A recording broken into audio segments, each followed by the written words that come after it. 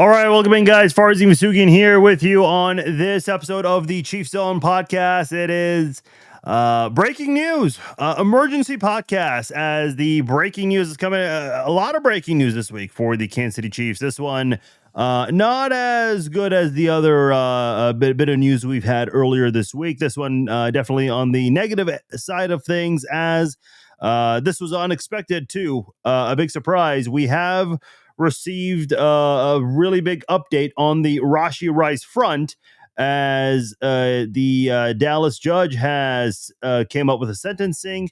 The update is that he has been sentenced to 5 years probation and 30 days prison time. And according to Adam Schefter of ESPN, that 30 days can be served at any point during the 5 year probation. You can't just looking at Schefter's reporting here.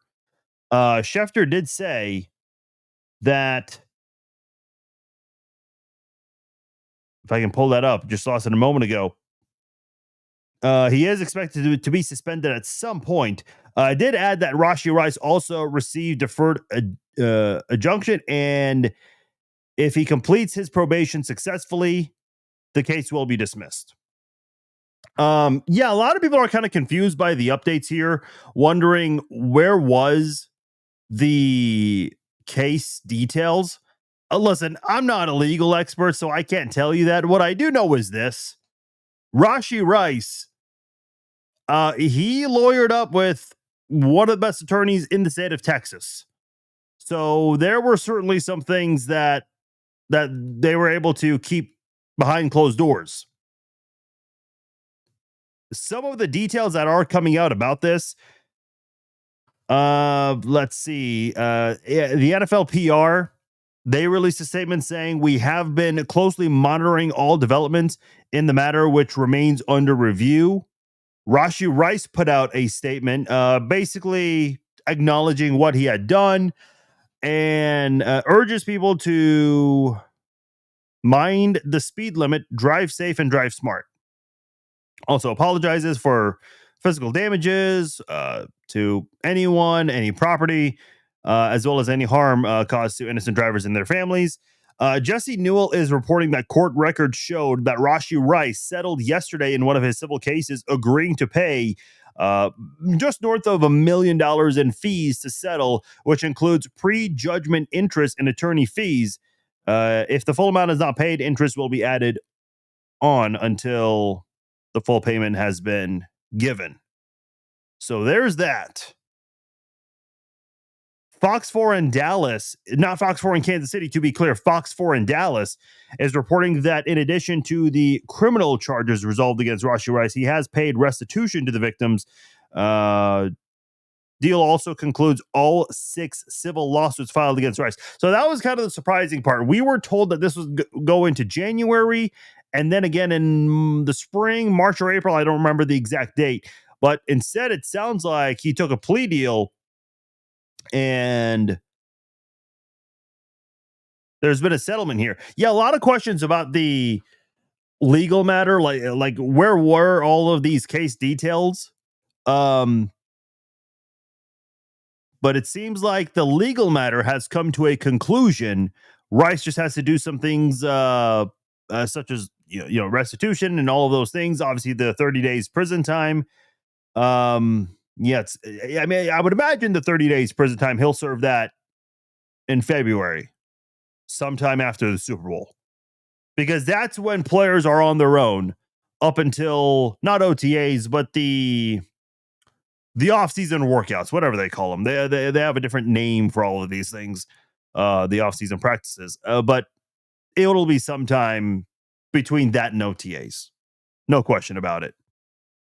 Is it concluded completely? The legal side of things, yes. Now, the NFL, they've been waiting on this, and the NFL has answered this many times. This is a situation where Rice is going to serve those 30 days, and the league, they can expedite this process, and Rice is expected to receive a multi-game suspension here. And just so you guys are aware, we're kind of doing this in real time here with updates coming in. Matt Derrick says, bottom line on possible Rashee Rice suspension, you never know what the NFL will do. Isn't that a damn fact? So here's why that actually leads me to my next point. When is the suspension coming out? Because that's the next step here. The league has said many times they're going to wait on the legal matter to be resolved. Well, it's now been concluded. We know the NFL takes a weird amount of time on these things. Sometimes they're very quick. Sometimes they take a long time. I would imagine we find out within the next 2 to 3 months. Now, no, that sounds like a really big time window there, but the reason I'm giving that kind of a time frame is because when Willie Gay and Frank Clark, remember Willie Gay was involved in some sort of a domestic violence matter where he threw a vacuum, apparently, and Frank Clark was driving around with an Uzi. I know there were a lot of opinions about that. The suspensions came at very interesting times during the 2022 season. Willie Gay, I can't remember who got a 4-game suspension and who got a 2-game suspension. Willie Gay got his suspension in September. So the training camp's already been concluded. The preseason's over with. And you're basically, in season mode. I think it was late September when Willie Gay was informed of his suspension. I think his was a 4-game suspension. And Frank Clark, his suspension, I believe, came in October of that same season. Yeah, October the 25th, he received a 2-game suspension. Yeah. Willie Gay had 4 games. Frank Clark had 2 games. So my point here is Frank Clark and Willie Gay, and it was kind of unexpected. And Andy Reid didn't seem pleased about the timing of these suspensions being handed out. Those suspensions were handed out during the season. Is it possible that Rashee Rice receives his suspension during the season? So in other words, the Chiefs could go to Brazil, play the Chargers, then they come back home 9 days later to play the Eagles. Then you have Sunday Night Football against the Giants. The home game rather, against the Ravens. Could Rice get suspended right after that? Possibly. I'm not going to tell you when it's going to happen. Maybe the NFL announces a decision tomorrow on that suspension. I don't know. But the way I see it, expect the unexpected with this kind of thing. Left of Blue on Instagram says, how convenient that the sentence came down right before training camp from a Texas court. Yeah, I'm seeing a lot of complaints about the timing of all of this because the thought was he was not going to get suspended at all this season. That this would basically be pushed back to next off season. There are some more details coming out here. There's an update on the restitution total. It's $115,000. Mr. Rice was required to pay restitution to all the victims for their out-of-pocket medical expenses. That totaled $115,000. Let's see if this provides any more details.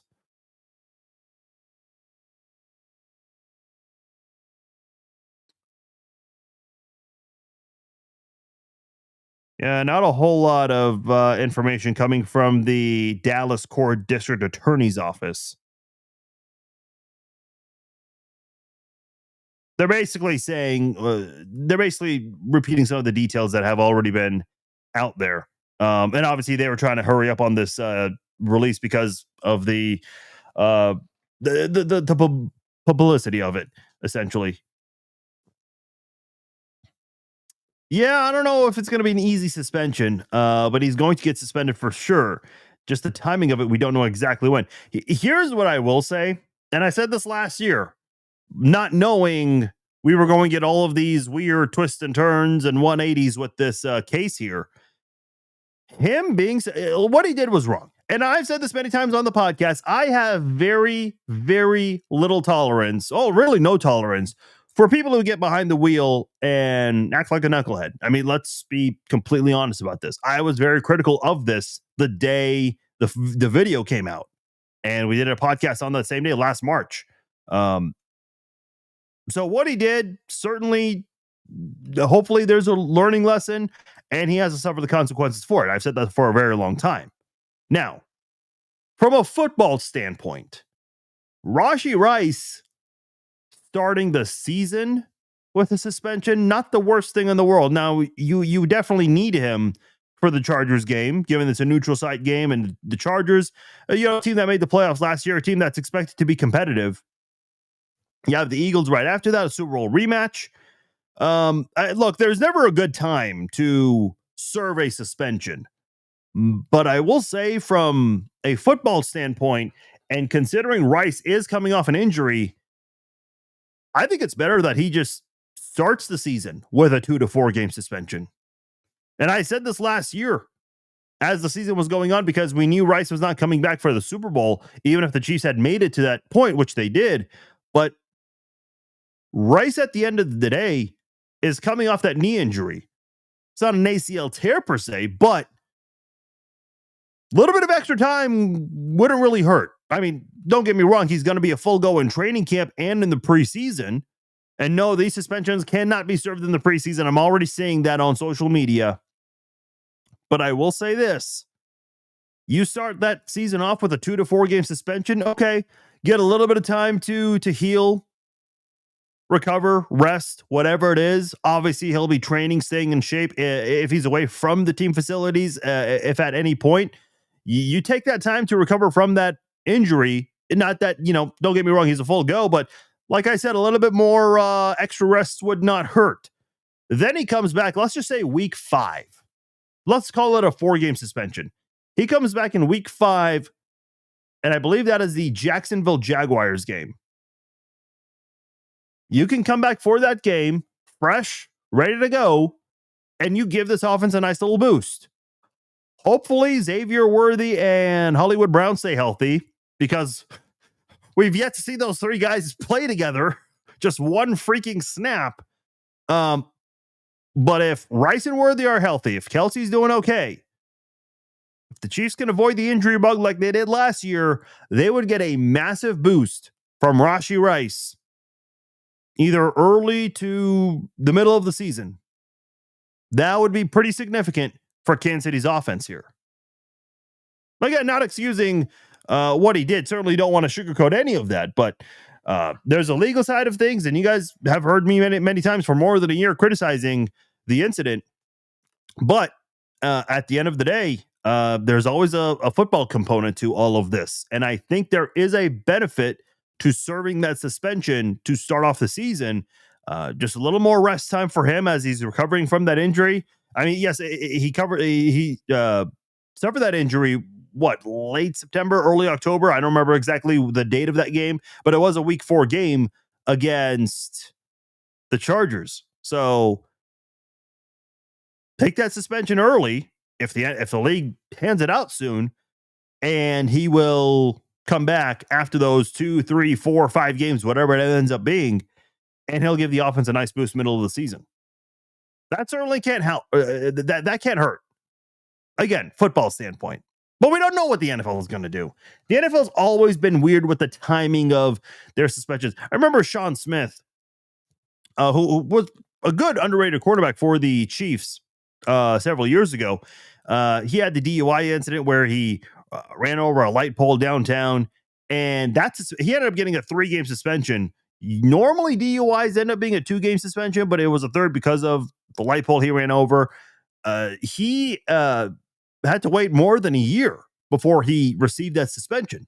So the NFL, it's been more than a year since that incident. Now the legal case just wrapped up. So how fast is the NFL going to turn the page on this and try to expedite this and hand out the suspension? I don't know. Somebody asked me on social media about 20 minutes ago, is it possible that him missing all that time last year with an injury, is that going to have any impact?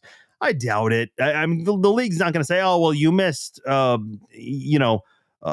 3/4 of the season plus the playoffs. Yeah, we'll let you off though." No, no, the NFL does not do that. Um, Maybe there's a little bit that they'll consider that, but I think at the end of the day, you'll see a suspension. A lot of people are expecting a half season suspension, and I think that was maybe the thought the day that this happened. The video came out, at least. I think that might be pushing it. The whole case, the protocol from the NFL side of things in terms of waiting for the legal matter, they had a very similar protocol for Alvin Kamara. Remember when he was involved in some sort of a fight in Vegas and he ended up getting a 3-game suspension, but that suspension took a long time to be handed out? Again, I think people are going to be really surprised. Just wait. You think there is the narrative of the Chiefs and the refs and the league and all rigged, all this crap. Just wait when the suspension is 2 to 4 games. Oh boy, Twitter will explode. There will be protests on this. Yeah, people are not going to be happy when the total game suspension is announced. When that'll be, I have no idea. No clue. It's funny. Yesterday we did our podcast and we said that this is going to be the last podcast before training camp. No, of course we had breaking news. So today ends up being the last podcast before training camp. So just to give you guys a little bit of an update, next week we will do a podcast on Wednesday and Thursday. Of course, we'll be doing a lot of training camp discussion on those 2 days. And then Friday, there will not be a podcast. However, Friday will be the return of the Red Friday live chat. Yes, the Red Friday live chat is coming back. So if you guys, are free on Fridays, and this was a big hit last year, come on back to the Red Friday live chat. We're bringing it back. Obviously, did a couple of those during the offseason with the draft, free agency, OTAs. But for the most part, it was on hiatus because of the offseason. There's not a whole lot to talk about in the offseason, at least this year for Kansas City compared to last offseason. But the Red Friday live chat will be back next Red Friday. So make sure you guys join us for that. So 3 straight days of live streaming. That's going to be a lot of fun. It's going to be a Q&A live chat like it is every single day or every single Red Friday live chat we do, excuse me. So bring your questions to next Friday's Red Friday live chat. I'm sure there will be a lot depending on some of the news, some of the updates, and even some of the reactions from the Chiefs, as I'm sure they'll meet with the media and the questions will come up about Rashee Rice. We don't really know about a suspension yet. Before I get out of here, let me just look up the free agent wide receivers here, because they just released Justin Ross per his request. Could the Chiefs consider a wide receiver that's out there in free agency? You have Keenan Allen, who's available. Obviously not the receiver he once was, but could he serve as a DeAndre Hopkins type of player for the Chiefs while filling in for Rice? Maybe. Amari Cooper. Amari Cooper's available. Is this the same Amari Cooper who played in Buffalo for so long? Yeah. Was with the Cowboys, was with the Browns, and his contract with the Bill voided. Yeah, that was the player that a lot of people were hoping would go to Kansas City. Ended up going to Buffalo. Chiefs got Hopkins instead. Let's see who else is available. Brandon Scherf, formerly of the Jaguars, Marcus Williams, Matt Judon. Oh no, I'm sorry. I'm looking at the wrong list here. There we go. Now we got the wide receiver list. You have DJ Chark from the Chargers, Tyler Boyd, formerly of the Bengals, spent a little bit of time with the Titans. Chris Conley's out there. That's a familiar name. He knows the offense in Kansas City. Allen Robinson. He's had some good years in him. Here's a name that's available. Gabe Davis. Remember him, what he did against Kansas City. Isn't Odell Beckham Jr. available? I would not be opposed of giving Odell Beckham Jr. a minimum league veteran deal here. Now, the Chiefs may consider an extra tight end. Keep in mind, former Chiefs Peyton Hendershot and Jody Fortson are both free agents right now, according to Spot Track. Gerald Everett, Mercedes Lewis, those guys are available. Mercedes Lewis is still in the NFL? That dude's 41 years old. But there are some options that Kansas City can explore. Keep in mind, you just released Justin Ross, so there's an open spot for the team. We may not know until training camp. And then this Rashee Rice thing, he's on the 90-man roster for now. Well, technically 89-man roster. But it's very possible that Rice starts off the season on reserve/suspension. That's how it's going to show up on the Chiefs website. So you're going to need someone to fill in unless you're confident that you have it within house. Maybe that opens the door for Sky Moore to be part of the team for at least 2 to 4 more weeks. Maybe Tyquan Thornton ends up being a part of the active roster once the season gets underway. That's certainly something to be aware of. But the Chiefs have those options on the table as we're anticipating the Rashee Rice suspension. When is that going to come? We don't know, but that is a deal. Hey, real quickly, if you haven't heard already, later today is going to be the last opportunity to get it out there. So I figured, why not? Let's push it out there one last time. The Kansas City Charity Pickleball Tournament is taking place. This is the inaugural Kansas City Charity Pickleball event that's going to take place at Chicken and Pickle in North Kansas City. Starts at 5 o'clock tonight. Expected to end anywhere from 9 to 10. I know it says 9 o'clock on the graphic there, but could go a little longer there. It's going to be hosted by former Chiefs wide receiver Garrett Dieter and Chiefs tight end Noah Gray. You got a couple of Chiefs who will be out there as well. Mike Pinnell, Jaden Hicks will be out there hanging out. So an opportunity for you guys to meet some Chiefs, former Chiefs, current Chiefs. They'll be there. Anthony Sherman expected to be there as well in a United States wrestling singlet competing in the pickleball tournament. That's always good. And of course, they're going to be benefiting a couple of local charities here, Variety, MoCan. So obviously a great event for a great cause here. The QR code is right there. If you're listening on the audio version, kansascitycharitypickleball.com. Go there and get your tickets. Still have time to get your tickets to that event. It takes place tonight at Chicken and Pickle in North Kansas City. Not the South OP location, but in North KC. That's where it's going to be. All right, guys, I'm going to get out of here. My name is Farzin Vasugian. Thank you all for joining me for this unexpected surprise episode of the Chief Zone podcast. Let me just do a quick refresh here before I sign off, see if there are any other last-second details that have come out. No, there have not. The last thing we've seen from the media is that Dallas District Attorney's Office press release talking about the plea agreement that Rice had agreed to. So we'll see what happens. We're anticipating a suspension. We'll obviously reconvene whenever that comes. But until then, Wednesday and Thursday, we'll be doing the Chief Zone podcast. And next Friday will mark the return of the Red Friday live chat. Excited to talk all of that.